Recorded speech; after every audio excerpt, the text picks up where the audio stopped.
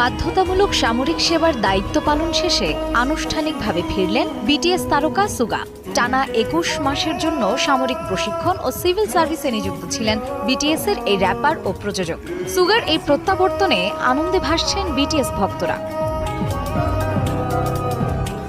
সুগা সামরিক সেবায় যোগ দিয়েছিলেন ২০২৩ সালের সেপ্টেম্বরে। তবে কাঁধের অস্ত্রোপচারের কারণে তিনি সক্রিয় সেনা হিসেবে নিযুক্ত হতে পারেননি। তাই তাকে এতদিন সামরিক প্রশিক্ষণের বদলে পাবলিক সার্ভিস অফিসার হিসেবে দায়িত্ব পালন করতে হয়েছে।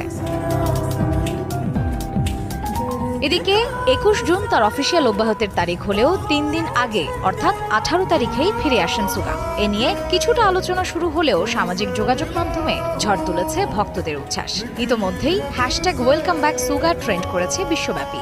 কোরিয়া থেকে বাংলাদেশ সব জায়গাতেই দেখা গেছে আবেগঘন পোস্ট, ছবি ও ভিডিও। ২০২৫ সালের শেষ নাগাদ বিটিএস-এর ৭ জন সদস্যই তাদের সামরিক দায়িত্ব শেষ করবেন। এখন শুধু সময়ের অপেক্ষা, কবে আবার মঞ্চ কাঁপাতে একসাথে ফিরবে বিটিএস।